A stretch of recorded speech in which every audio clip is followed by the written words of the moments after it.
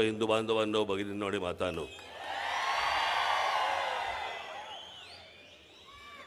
तुम्हाला ऐकू येतंय का? ठीक आहे.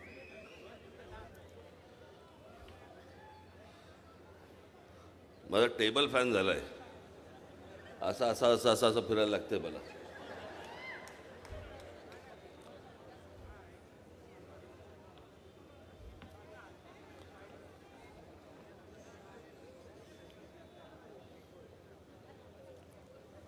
आज विधानसभेच्या निवडणुका, फार प्रचाराला वेळ मिळाला नाही मला काय कोणालाच नाही मिळाला.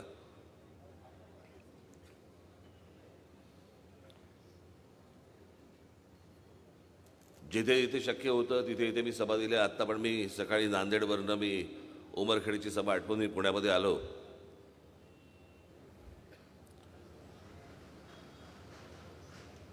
आणि मला जरा थोडी धाकधूक होती थोडीशी, कारण नांदेडमध्ये आज पंतप्रधान यांची तिकडे सभा असल्यामुळे ते सगळ्या एअर स्पेस बंद करून टाकतात. आम्ही पटकन गेलो तिकडे, सभा घेतली आणि आलो. म्हटलं आज कसबा आणि कोथरूड म्हटलं मला महत्त्वाच्या जागा आहेत.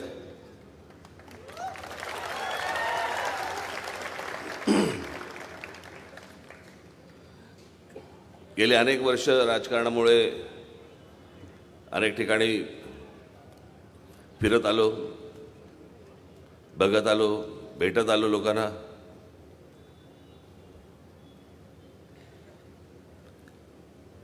माझ्यासाठी या कसब्याचं एक खूप महत्त्व आहे.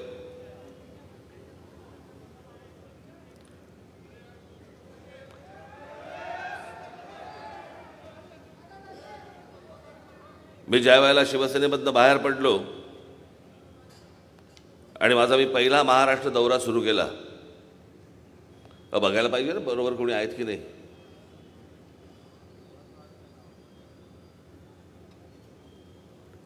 आणि त्याच्यानंतर मी पक्षाची स्थापना केली. ती पक्षाची स्थापना जी मी केली त्यावेळेला त्याच्या आधी मी इथे कसबा गणपतीला येऊन मी पूजा करून मग त्याच्यानंतर मी पक्षाची स्थापना केली होती.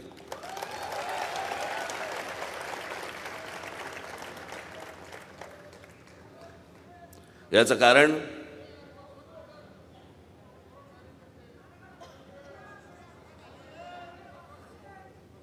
अरे बाबा रे, त्यांच्यामध्ये नका येऊ.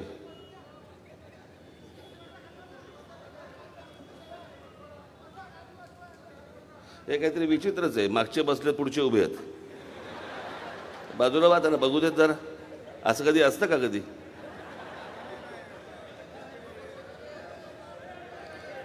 या साईडला, या साईडला या, या मागच्या बाजूला या. इथे पाहण्यासारखं काही नाही, ऐकण्यासारखंच आहे.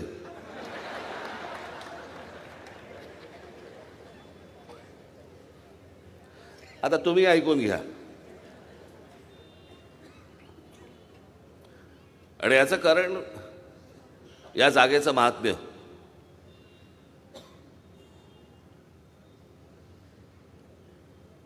हा जो कसब्याचा गणपती इथे आपण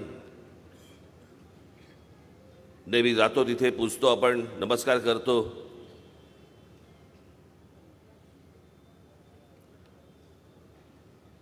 याची जर पार्श्वभूमी आपण ऐकली तर आपल्याला लक्षात येईल की याचं महत्त्व काय आहे. ते की ज्या वेळेला शहाजीराजांनी जेव्हा बंड केलं, शहाजीराजे पहिल्यांदा मुघलांकडे होते, त्याच्यानंतर एक वर्ष दीड वर्ष ते कुणाहीकडे नव्हते. आणि मग त्या काळामध्ये त्यांनी केलेलं हे बंड, ते बंड मोडण्यासाठी म्हणून हे संपूर्ण पुणे म्हणजे काय एवढंच होतं. आजच्यासारखं पुणे नाही कुठेही पसरलेलं, एवढंच पुणे होतं. ते संपूर्ण उद्ध्वस्त केलं. त्याला आपण म्हणतो ना गाढवाचा नांगर फिरवला, तो इथे सगळं उद्ध्वस्त करून टाकलं होतं. आणि मग शहाजीराजे आदिलशहाकडे गेले. आदिलशाहीमधनं मग ते कित्येक दिवस, कित्येक वर्ष जिजाऊसाहेब आणि महाराज हे बँगलोरला होते, तिकडे म्हणजे आताचं काय बंगळुरू. आणि त्याच्यानंतर ज्यावेळेला त्यांना पुणे परगणा ज्यावेळेला मिळाला, त्याच्यानंतर जिजाऊसाहेबांना आणि महाराजांना जेव्हा त्यांनी इथे पाठवलं, सगळं उद्ध्वस्त होतं. मग त्यावेळेला तो हा लाल महाल बांधला गेला.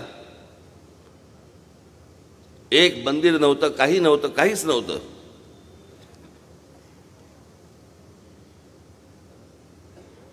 त्यावेळेस अनेक लोक जे बरोबर होते, जे त्याच्यापैकी एक दादोजी कोंडे होते.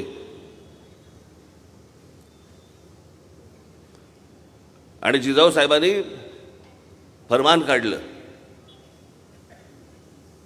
फरमान काय काढलं? त्यांनी सांगितलं, देव शोधा. बस सगळे निघाले बाहेर देव शोधायला. देवाची मूर्ती कुठे सापडेच ना. आणि मग एका ठिकाणी लिखित आहे की इथे एका ठकारांच्या वाड्याच्या मागच्या बाजूस एका कोणीयाडात एक गणपती सापडला. तो गणपतीची मूर्ती ते घेऊन आले आणि त्या गणपतीचा जो जिजाऊ साहेबांनी जीर्णोद्धार केला, तो आमचा कसब्याचा गणपती. म्हणून आजही ज्यावेळेला पहिल्यांदा गणपतीची मिरवणूक निघते, त्याला पहिला मान कसब्याचा का? तो याच्यासाठी.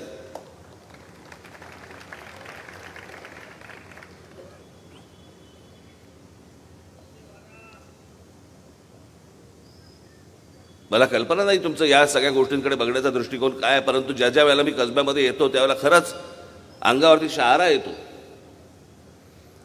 की अरे ही ती भूमी, ही ती जागा की या जागेने संपूर्ण हिंद प्रांतावरती राज्य केलं. 125 वर्ष राज्य केलं.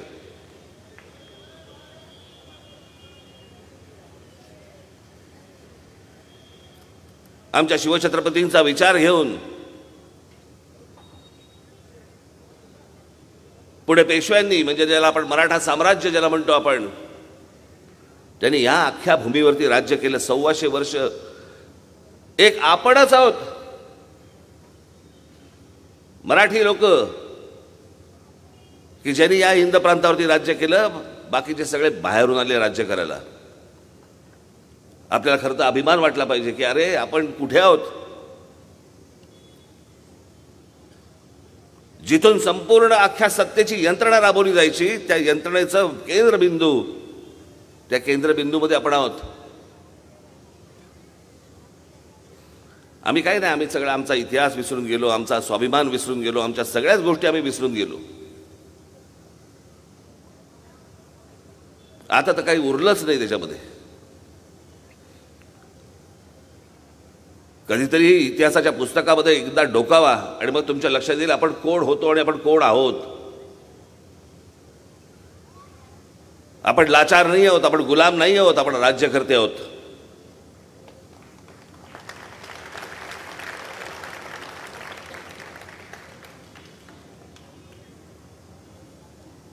आणि आज महाराष्ट्राची काय अवस्था आहे,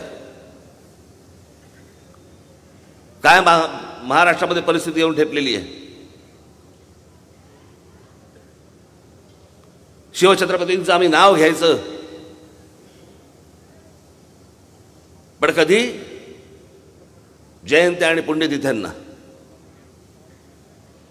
बाकी त्या माणसाने काय करून ठेवलंय, त्या माणसाने काय लिहून ठेवलंय, त्या माणसाने काय कर्तृत्व गाजवले, त्या माणसाने काय विचार दिले, आम्हाला काही त्याच्याची कर्तव्य नाही. आम्ही फक्त जय भवानी जय शिवाजी करणार. बाकी आम्हाला कसलं काही देणं घेणंच नाहीये. बाहेरच्या परदेशामध्ये जरा बघा कसा इतिहास जपतात. लहान लहान मुलांना त्यांना माहिती असतं. शालेय शिक्षणामध्ये त्यांना खालपासून सांगितलं जातं की तुम्ही कोण आहात, तुम्ही काय आहात. कोणत्याही देशात जा तिथे हीच गोष्ट सांगितली जाते. आमच्याकडे ज्या प्रकारे ज्या पद्धतीने आमच्याकडे इतिहास सांगायला पाहिजे, शिकवायला पाहिजे, आमच्याकडे काहीच नाही शिकवलं जात, काहीच नाही सांगितलं जात.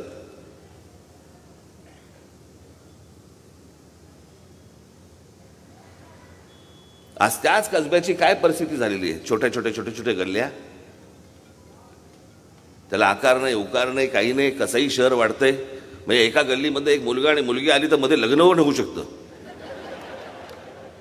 इतक्या छोट्या गल्ल्या.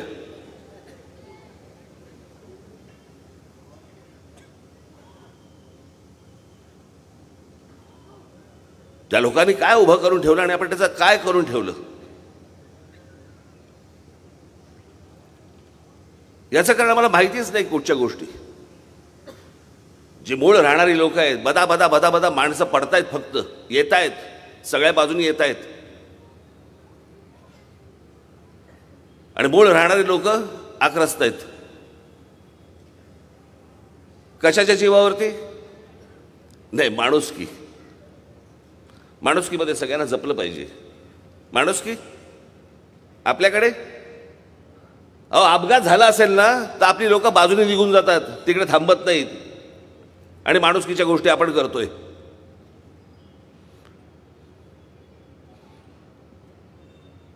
मी आजच सकाळी जिकडे मी सभेला गेलो होतो, काय मतदारसंघ होतो? उमरखेड. त्या उमरखेडमध्ये मी गेलो असताना तिथे मी म्हटलं की महाराष्ट्रामध्ये इतक्या हजारो शेतकऱ्यांनी आत्महत्या केल्या.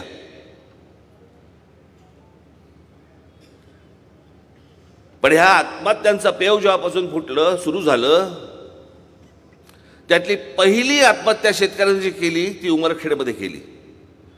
याच्यावर तिकडच्या लोकांनी टाळ्या वाजवल्या. म्हणजे आत्महत्या केलेल्या शेतकऱ्याबद्दल, त्याच्या पत्नीबद्दल, त्याच्या मुलाबद्दल, त्याच्या मुलीबद्दल आम्हाला आस्था राहिली नाही. आपण माणुसकीच्या गोष्टी बोलतोय.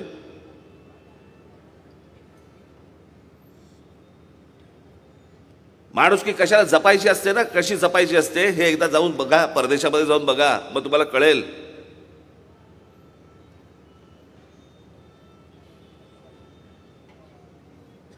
मग एखादा अमेरिकन नागरिक जर समजा अशा एखाद्या ठिकाणी जर सापडला की जिकडे काही दंगली चालू आहेत, जिकडे अजून काहीतरी गोष्टी चालू आहेत, आणि त्यांना जर कळलं की इकडे अमेरिकन नागरिक आहे, अमेरिका अख्खी यंत्रणा लावते एक माणूस आणायला. मी आज एक उदाहरण दिलं. तिकडे ज्यावेळेला ओबामा त्यांचा कार्यकाळ ज्यावेळेला संपला, शेवटचे 10, 12, 15 दिवस होते, ओबामाने शेवटच्या 10-15 दिवसाच्या काळात कोणता कायदा आणला असेल तुम्ही कल्पना पण नाही करू शकत की कुठे गेले जग आणि आपण कुठे आहोत.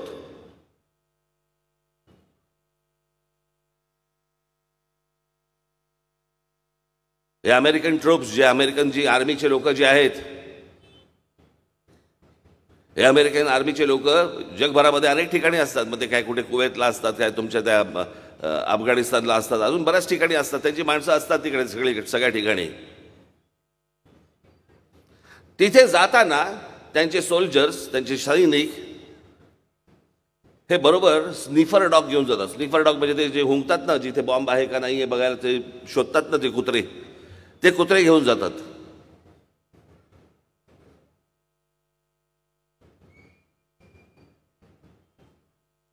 ओबामांनी कायदा काय केला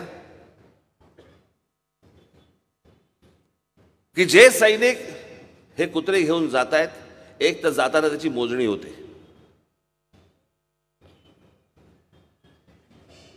आणि तिथून येताना जर समजा बॉम्बस्फोटामध्ये तो कुत्रा गेला समजा, किंवा अपंग झाला किंवा तसाच असला,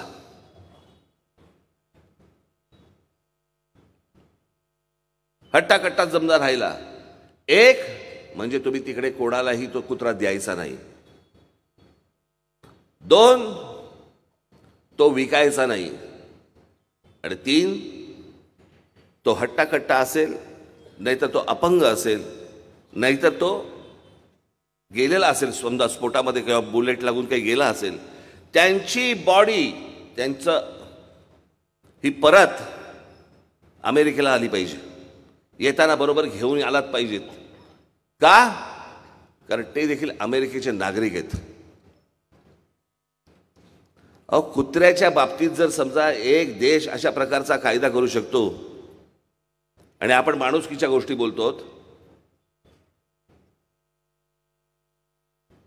इथे आमच्याकडे चालायला फुटपाथ नाहीये, तिकडे आमच्याकडे गाड्या चालवायला रस्ते नाहीयेत, सगळं तुडुंब भरलेलं आहे, मार्केट तुडुंब भरलेले आहेत, सगळ्या गोष्टी. ह्याचं कारण काय? फक्त काय पुणेकरांनी लोकसंख्या नाही वाढवली,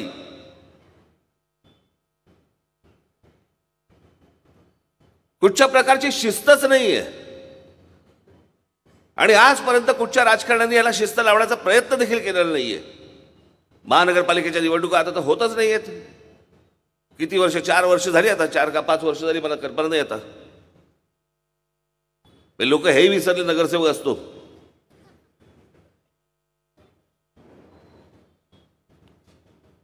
ही आता कितवी विधानसभेची निवडणूक आहे, मला असं वाटतं काय 14वी का 15वी काहीतरी विधानसभेची निवडणूक आहे. कशा असते तर मला कल्पना नाही.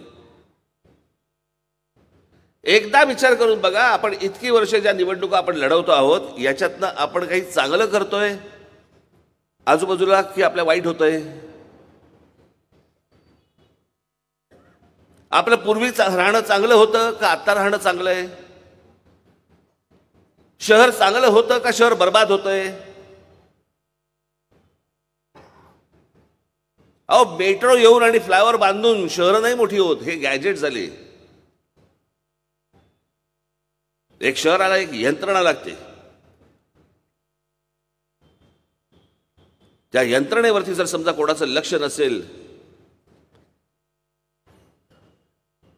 तर ही बर्बाद होणार आहे. हे पुढं एक पुणं राहिलंच नाही, 5-5 पुणे झालीत. एक तिकडचं पुणं, हे इकडचं पुणं, एक तिकडचं पुणं.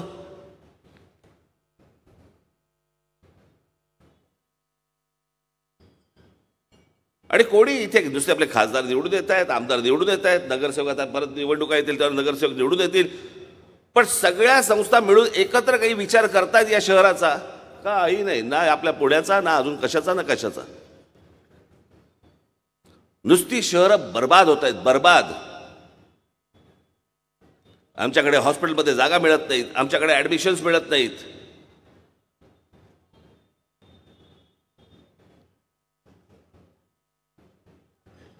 कुठच्या गोष्टीला यंत्रणा राहिलेली नाहीये. आणि आमच्याकडे काय चालू आहे? आमच्याकडे खेळ सुरू आहेत,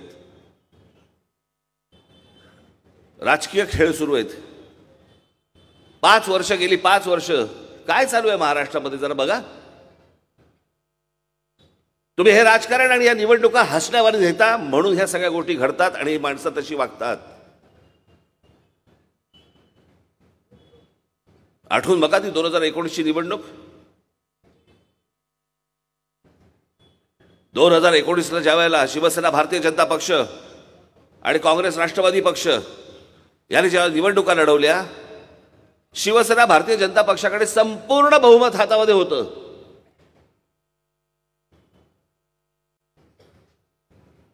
मग काय झालं? मग एक सकाळचा शपथविधी झाला. अर्ध्या तासात लग्न मोडलं, कारण काकाने डोळे वटारले. मग दाती तृण घेऊन आम्ही धरून आम्ही परत तिकडे, परत काकाच्याकडे आम्ही परत गेलो. मग त्याच्यानंतर काही नाही झालं. अजित पवार जेव्हा बोलतात ना, पूर्णविराम, स्वल्पविराम, उद्गारवाचक काही नसं, सरळ असं बोलत जातात.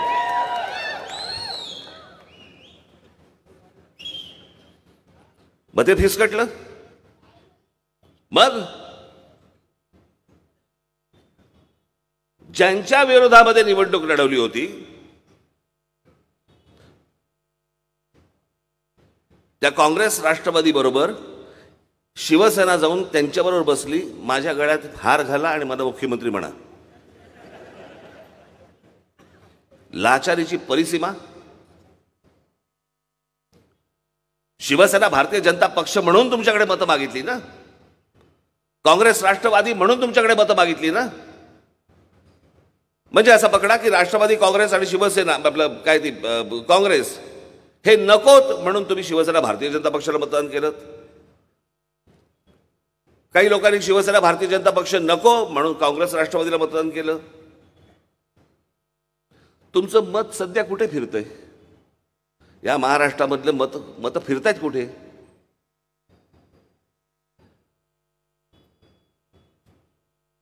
त्याच्यानंतर शिवसेना जाऊन काँग्रेस, राष्ट्रवादीवर बसले. 2.5 वर्ष त्यांच्यावर घालवली. 2.5 वर्ष ते 1.5 वर्ष घरातनं बाहेरच नाही पडले. तो कारण कोमट पाणी सुरू होतं.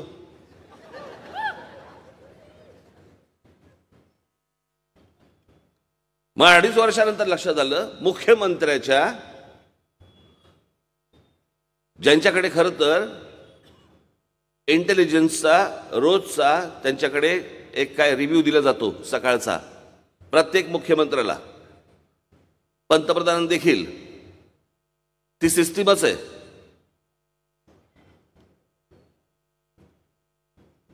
इंटेलिजन्सला कधी भेटलेच नाहीत. त्याच्यामुळे ढांगे खायला 40 जण निघून गेले हेही कळलं नाही. 40 आमदार निघून जातात, सत्तेतल्या पक्षाचे 40 आमदार निघून जातात आणि सत्ताधाऱ्यांना पत्ता नाही.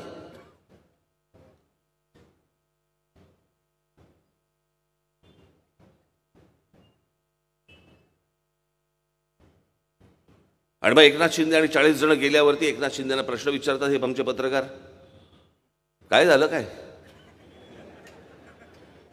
एकदम अचानक. मग ते लगेच सांगतात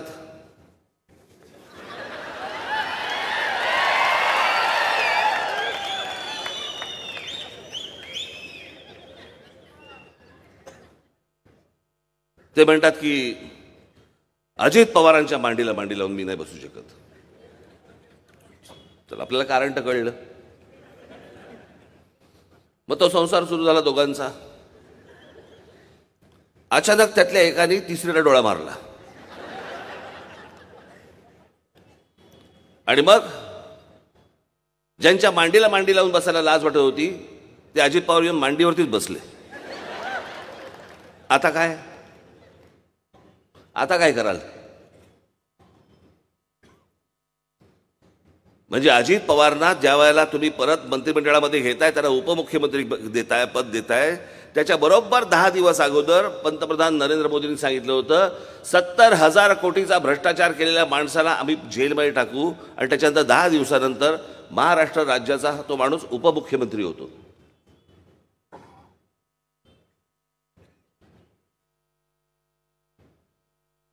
बाबांनो, हा जो सगळा सावळा गोंधळ आहे ना, हा सगळा तो एवढ्यासाठीच होतो कारण तुम्ही चिडत नाही, तुम्ही तुमचा राग व्यक्त करत नाही.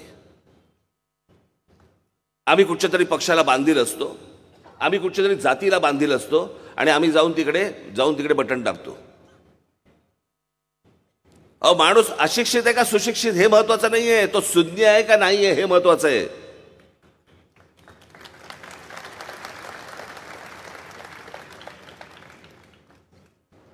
माणूस जर शून्य नसेल तर शिक्षित आहे का अशिक्षित आहे काय फरक पडतो. आमच्या बहिणाबाई चौधरी शिकलेल्या नव्हत्या,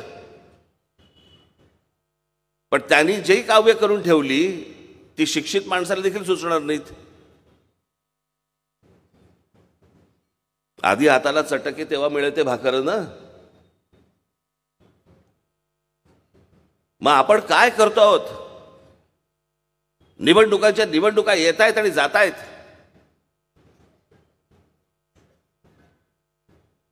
राज ठाकरे तुमच्यासमोर येतोय, प्रत्येक वेळेला येतोय, काही गोष्टी तुम्हाला सांगतोय.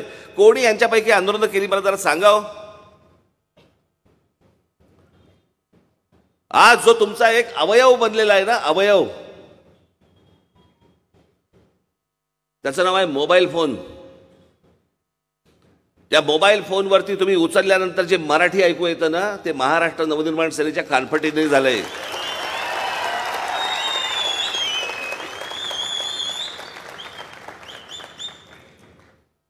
म्हणजे विचार करा ह्या लोकांचं, या टेलिफोन कंपन्यांचं. बाकीच्या सगळ्या राज्यांमध्ये त्यांच्या भाषेमध्ये सगळ्या गोष्टी होत्या. आपल्या महाराष्ट्रामध्ये इंग्लिश आणि हिंदी एवढीच फक्त भाषा होती. मग ज्याला दिला दणका त्यांना, मग आले सगळे वटणीवरती. मला सांगायला लागले नाही आम्हाला 1 महिना 1.5 महिना. म्हटलं मराठी एक लाईन टाकायला महिना 1.5 महिना. मी म्हटलं मला 48 तासाच्या आत म्हटलं मला मराठी ऐकू आली पाहिजे फोनवरती. आणि बरोबर 48 तासाच्या नंतर आज जगभरामधनं कोणीही आपल्याकडे महाराष्ट्रामध्ये फोन केला तर पहिली माझी माय मराठी त्याच्या कानावरती पडते आणि मग बाकीच्या भाषा.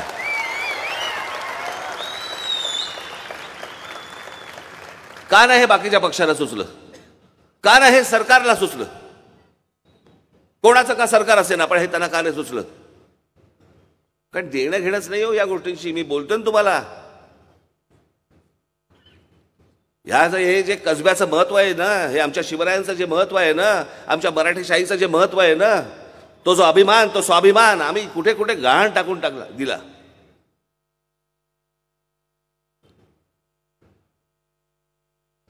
आमचं मराठी पण आम्ही सोडून दिलं. मी नाही सोडलं आणि मी सोडणार पण नाही ती गोष्ट.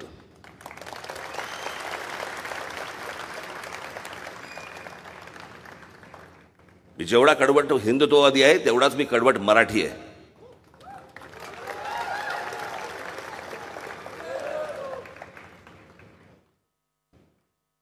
आपण आपल्या गोष्टी जपल्या पाहिजेत. बंगाली माणसं बघा, माझ्या अनेक बंगाली माझ्या ओळखीचे आहेत. त्याला विचारलं संध्याकाळी आल्यावरती, ऑफिस बिफिसमधून आल्यावरती काय करतात. मी खोटं नाही सांगत आहे तुम्हाला. ती माणसं म्हणतात आम्ही संध्याकाळी ऑफिसमधून वगैरे घरी आलो, आम्ही रवींद्र संगीत ऐकतो, रवींद्रनाथ टागोरांचं संगीत ऐकतो.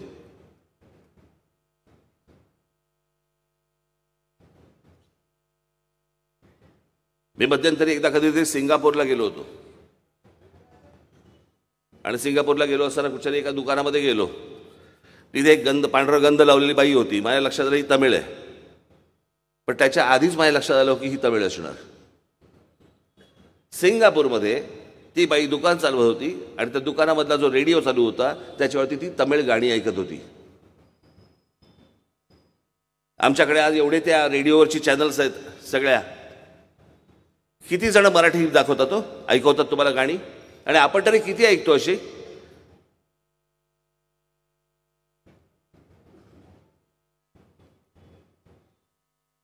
आपण या बाबतीत कडवट असलं पाहिजे. हे सगळ्या निवडणुका येत जातील, जात जातील.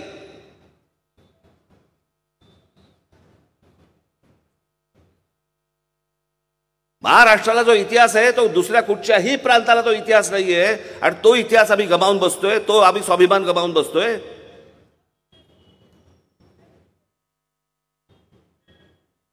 आम्ही मराठी बोलायला आम्हाला लाज वाटते. गुजराती माणसं एकत्र आली की गुजरातीमध्ये बोलतात, बंगाली माणसं एकत्र आली की बंगालीमध्ये बोलतात, आमची दोन मराठी माणसं आली की हिंदीत बोलतात.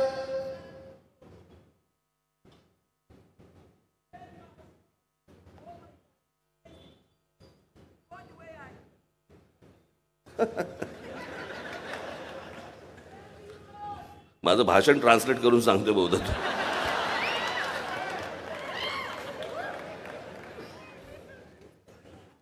या वेळेला सापडतात मला असले खूप सभांमधून मिळालेत मला असे. एक तर चक्र मागत तरी असतो किंवा चक्र झालेलं तरी असतो, काहीतरी एक झालेलं असतं तसं.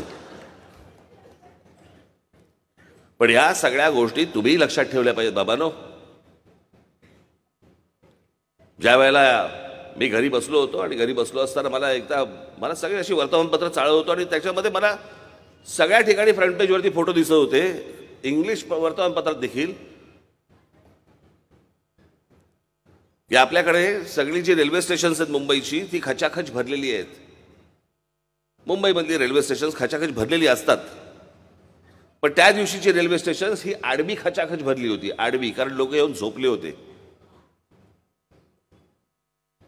मग आपल्या पोरात विचारलं हे काय. मग तेव्हा लक्षात आलं की तिकडे उत्तर प्रदेश आणि बिहारमधनं रेल्वेच्या परीक्षा देण्यासाठी, रेल्वेच्या नोकऱ्या महाराष्ट्रामध्ये आहेत त्या देण्यासाठी म्हणून उत्तर प्रदेश आणि बिहारमधनं तरुण सगळे इकडे आले होते. म्हटलं महाराष्ट्रात नोकरी आहेत, आणि म्हटलं माझ्या महाराष्ट्रातल्या मुलींना माहिती नाही की इथे नोकऱ्या आहेत. मग लक्षात आलं की इथे नोकऱ्या आहेत त्याच्या जाहिराती फक्त उत्तर प्रदेश आणि बिहारमध्ये दिल्या गेल्या. महाराष्ट्रातल्या एकाही मराठी वर्तमानपत्राला जाहिरात दिली गेली नाही. मला असं वाटतं, मी जर चुकत नसीन तर त्यावेळेला रेल्वे मंत्री लालू प्रसाद यादव होते. बघा मी काय बोलतोय. प्रत्येकाला आपापल्या प्रांताबद्दल प्रेम असतं, प्रत्येकाला. म्हणजे मी तुम्हाला आता सगळ्यात अजून एक महत्वाची गोष्ट, प्रांतातली गोष्ट म्हणून तुम्हाला सांगणार आहे.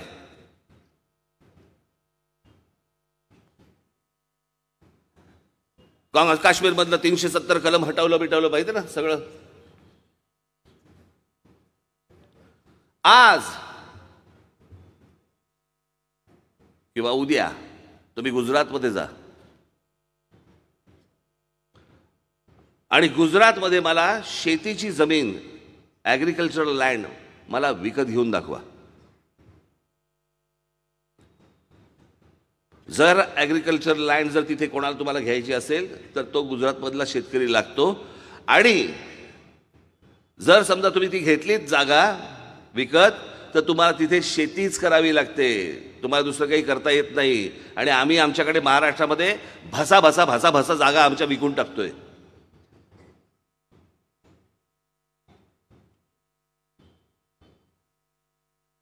प्रत्येक राज्याचा माणूस आपापल्या लोकांना जपतो, आपापल्या लोकांना, आपापली भाषा जपतो, आपापल्या गोष्टी जपतो. महाराष्ट्रातच का लाज वाटते?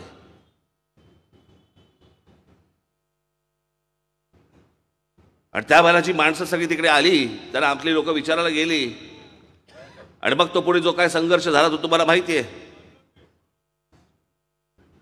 पण त्या सगळ्या गोष्टीनंतर, त्या एका संघर्षानंतर महाराष्ट्रामध्ये रेल्वेच्या परीक्षा या मराठीमध्ये यायला सुरुवात झाली आणि आपली मुलं ही मराठीमध्ये त्या प्रश्नपत्रिका सोडवायला सुरुवात झाली. त्या एका आंदोलनानंतर हजारो मराठी पोरांना रेल्वेमध्ये नोकऱ्या लागल्या.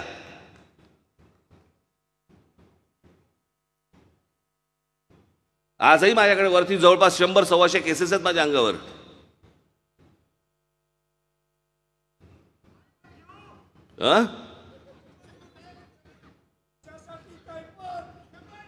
पुढच्या वेळेला कळवतो नक्की. नाही तर थोडंसं बाहेरगावी गेलो होतो त्याच्यामुळे काही मला त्या आंदोलनामध्ये येता नाही आलं वगैरे असं नको. हा बाबा नंतर, नाही तर मी अंगावरती आपल्या घेतोय आणि आमचं अस्वल होतोय, केसेसवर केसेस. आमचेच केस वाढलेले हे आपले रिकामे. पण या सगळ्या याच्यामध्ये ज्या ज्या गोष्टी आजपर्यंत महाराष्ट्र नवनिर्माण सेनेने केल्या, मराठी पाट्या होत नव्हत्या. मी काल सांगितलं माझ्या सभेमध्ये.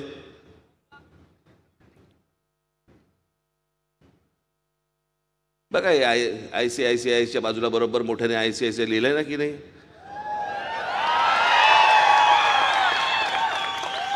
कारण आपण त्यांना पहिल्यांदा सांगितलं त्याच्यामध्ये ते सगळं, आणि मग ICICI ते बरोबर सगळं मराठीमध्ये सगळ्या गोष्टी व्हायला लागल्या.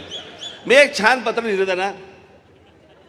त्यांनी सुरुवातीला सांगितलं बाबा मला करताना थोडंसं त्रास होईल कारण पार्टी करणं जरा महागडी अशी गोष्ट असते. मग आपल्या पत्रामध्ये मी आपल्याला काही धमकी आपण देत नाही कधी.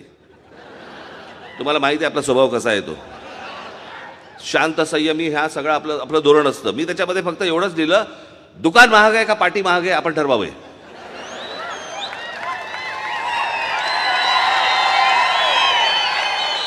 मग त्याच्यानंतर ते बोलले की नाही दुकान महाग आहे, पार्टी आम्ही पटापट करतो. आणि शेवटची ओळ दिली. एवढं सांगून देखील आपल्या डोक्यात प्रकाश पडत नसेल तर माझे महाराष्ट्र सैनिक आपल्याशी चर्चा करायला येतील. अशी अनेक आंदोलनं झाली, अशा अनेक गोष्टी झाल्या. खरं तर ह्या गोष्टी राज्यकर्त्यांनी करायला पाहिजे होत्या.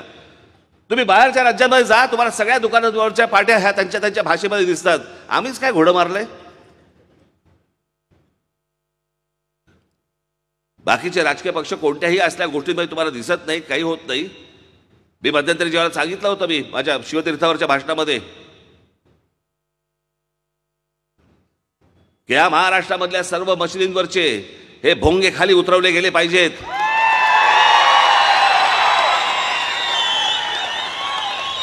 लोकांना त्रास देणारा कोणता धर्म असू शकत नाही.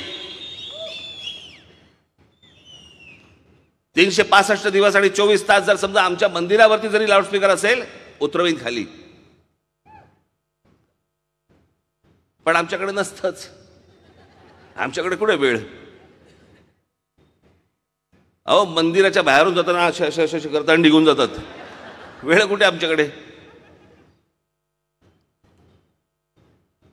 पण ज्या वेळेला मी ह्या सगळ्या गोष्टी सांगितल्या, मी म्हटलं ज्या नाही उतरवले गेले, माझे महाराष्ट्र सैनिक त्या मशिदीच्या बाहेर जाऊन तिकडे हनुमान चालीसा म्हणतील.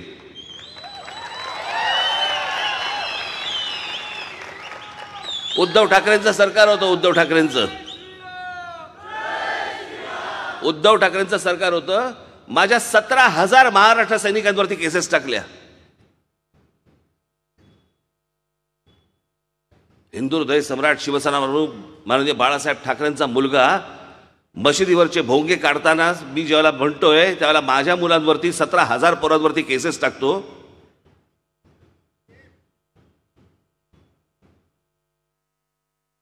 मुख्यमंत्री झाल्यानंतर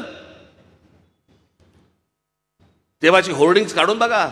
माननीय बाळासाहेबांच्या अगोदरचं हिंदू हृदय सम्राट ही गोष्टच काढून टाकली होती. का? काँग्रेस आणि राष्ट्रवादीला लाज वाटेल किंवा ते आम्हाला त्यांना वाईट वाटेल. काय लिहिलंयस रे बाबा? एवढा मजकूर लिहायचा, लांबून कसा वाचायचा? नंतर दाखव मला तो. काय एवढं वाचता नाही येणार रे? नंतर बघते, नंतर खरी ठेवते. आता काल कोणीतरी मला पाठवली एक क्लिप, कोणीतरी पाठवली ज्याच्यामध्ये आमच्या त्या मुंबईच्या खासदार गायकवाड ताई राहुल गांधींना शिवाजी महाराजांची, आमच्या शिवाजी महाराजांची मूर्ती भेट देत आहेत. मूर्ती भेट देताना त्याचं इथे लक्ष या साईडला होतं. त्यांनी अशी मूर्ती बघितली आणि मूर्तीकडनं लक्ष फिरवलं, घेतली नाही. आमच्या शिवछत्रपतींची मूर्ती हातात पण घेतली नाही त्या माणसाने, तिकडे बघून दुर्लक्ष केलं. मी तुम्हाला पाठवतो ती क्लिप बघा. आमच्या शिवछत्रपतींचा अपमान या आमच्याच महाराष्ट्रामध्ये करणाऱ्या लोकांना त्यांना तुम्ही निवडून देणार? त्या हाताला निवडून देणार?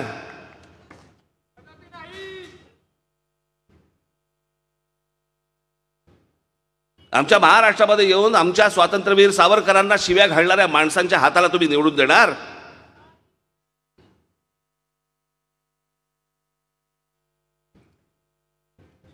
आणि ह्यांच्याबरोबर कोण जात आहेत?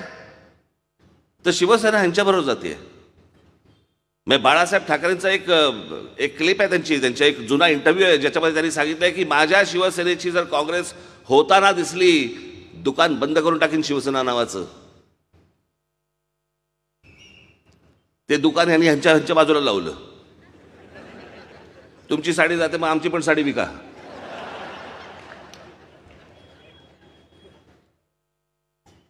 हे सगळं जे राजकारण सुरू आहे ना आजूबाजूला, बाबांनो, हे फक्त तुम्ही शांत राहता, तुम्ही रागवत नाही, तुम्ही चिडत नाही म्हणून हे सगळं राजकारण होतं. हे आताची येणारी निवडणूक ही सोपी निवडणूक नाहीये. हा जो गेल्या 5 वर्षामध्ये जो खेळ झालेला आहे ना, कोणी कुठेही चाललंय, कोणी कोणाबरोबरही चाललंय, असं महाराष्ट्राने आजपर्यंत कधी राजकारण पाहिलं नाहीये. तुमच्यापैकी कोणी पाहिलं असेल मला सांगावं. मला आता आज इतकी वर्ष झाली राजकारणामध्ये, मी आजपर्यंत असं कधी राजकारण पाहिलेलं नाही. पण हे फोडाफोडीचं सगळ्या गोष्टींचं राजकारण, ह्याचे आद्य संत शरद पवारजी साहेब. हो, कारण आपल्याकडे काय होतं, आपल्याकडे संतांनी काय शिकवण दिली आम्हाला? जातीभेद विसरा, सगळ्यांनी एकत्र या, सगळ्यांनी एकत्र राहा. हे आमच्या संतांची शिकवण होती. हे संत नवीन आले, यांनी सांगितलं तू कुठच्या जातीचा, मग या जातीला शिव्या घाल, तू या जातीचा, मग ह्याला शिव्या घाल. हे नवीन संतांची शिकवण.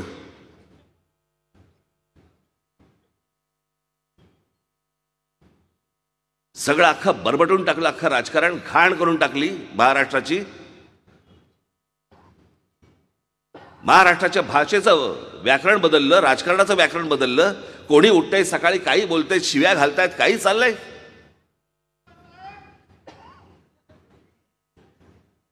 असा महाराष्ट्र नव्हता. अहो, देशाला दिशा देणारा महाराष्ट्र म्हणतो ना आपण, त्याची दशा होऊन बसली. हा आमचा महाराष्ट्र, ही आमच्या शिवछत्रपतींची शिकवण, ही आमची संतांची शिकवण. सकाळी उठायचं आणि लोकांना शिव्या घालत बसायचं. कोणी वाटेल ते बोलतंय, काही कशाला पायपोस राहिला नाही, काही मागबोस राहिला नाही. हे जर आज राजकारण असेल, पुढे काय होईल याचं?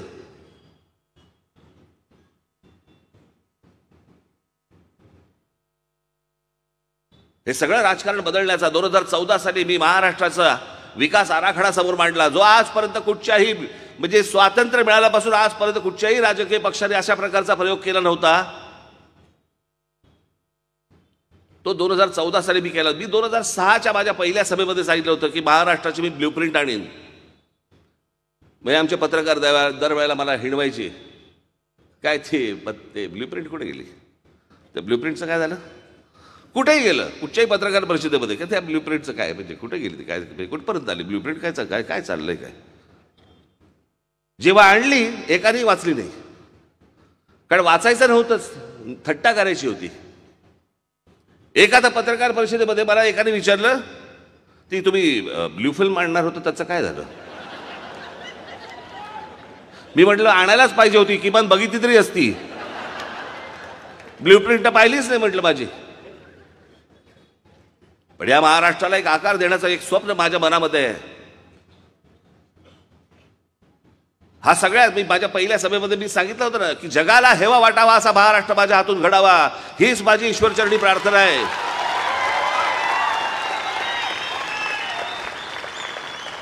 मला स्वतःला काही खुर्चीचा सोच नाही हो, पण हा महाराष्ट्र चांगला झाला पाहिजे. माझ्या महाराष्ट्रामधल्या तरुणांना तरुणींना इथे काम मिळालं पाहिजे. प्रत्येक जिल्ह्यांमध्ये त्यांना कामं मिळाली पाहिजेत, त्यांचे संसार उभे राहिले पाहिजेत, माझ्या महिला सुरक्षित राहिल्या पाहिजेत, माझा शेतकरी आत्महत्या करता कामा नये. सगळ्या गोष्टी ज्याला आपण खरंच जो गुळगुळीत शब्द झालाय ना तो खऱ्या अर्थाने ज्याला सुजलाम सुफलाम म्हणतो ना आपण, हे महाराष्ट्र करायची माझं स्वप्न आहे ते. आणि त्याच्यासाठी म्हणून मी तुमच्या समोर आज इथे आलेलो आहे. आज माझे महाराष्ट्रामध्ये अनेक ठिकाणी माझे उमेदवार उभे आहेत. प्रत्येक ठिकाणी जाणं 15-16 दिवस मिळाले हो प्रचाराला. प्रत्येक ठिकाणी जाणं शक्यच नाही, बरं मला काय कोणालाच शक्य नाही. पण माझी महाराष्ट्रातल्या जनतेला माझी विनंती आहे, सगळ्यांना पाहिलेत, सगळ्यांना जोखलेत, सगळ्या गोष्टी आजपर्यंत झाल्या, महाराष्ट्राचा तमाशा होऊन बसला. एकदा या राज ठाकरेच्या हातामध्ये सत्ता देऊन बघा.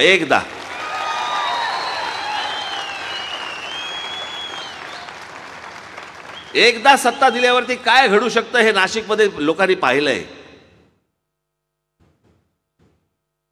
आणि म्हणून मला आपल्याला एवढंच सांगायचं की ही 20 तारीख अत्यंत महत्वाची आहे. ज्यांनी हा सगळा खेळ मांडला अख्खा गेले 5 वर्ष, जर तीच माणसं परत जर समजा सत्तेवरती येणार असतील तर त्याचा अर्थ ते असा घेतील की आम्ही काही केलं तरी तुम्ही निमूटपणे सहन करता.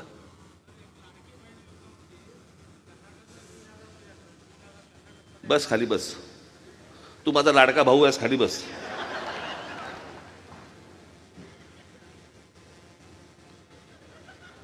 यांना या गोष्टींची सवय लागेल आणि यांना असं वाटेल की आम्ही जे केलं, जी काही तुमच्या मतांशी प्रतारणा केली, तुमच्या मतांचा जो आम्ही अपमान केला तो योग्यच केला.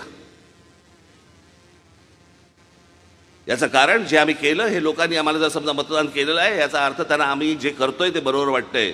आणि हे जे करताय हे बरोबर वाटत असेल तर भविष्यातला पुढचा महाराष्ट्र हा काय असेल एवढा नुसता फक्त विचार करून फक्त बघा. बर्बाद झालेला असेल, बर्बाद. काही विचारधारा नावाची काही गोष्टच उरणार नाहीये. काही निष्ठा नावाचे सगळे जे काही शब्द आहेत ना हे सगळे जाळून पेटवून दिले पाहिजेत.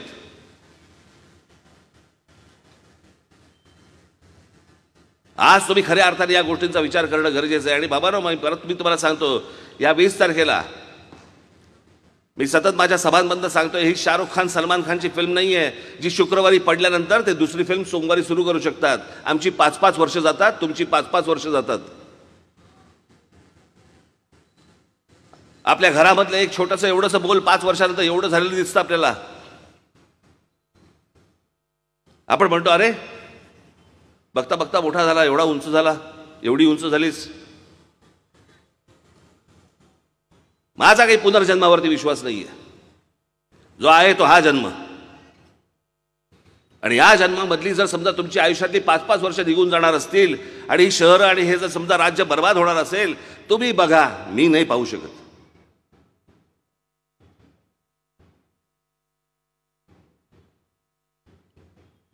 म्हणून मी एकदाच फक्त तळमळीने आवाहन करण्यासाठी मी आपल्यासमोर इथे आलोय की महाराष्ट्रामध्ये जिथे जिथे माझे उमेदवार उभे असतील, आज इथे आमचा गणेश उभा आहे, कुठे आहेस? ये इकडे. हे तरणा बाण चांगला.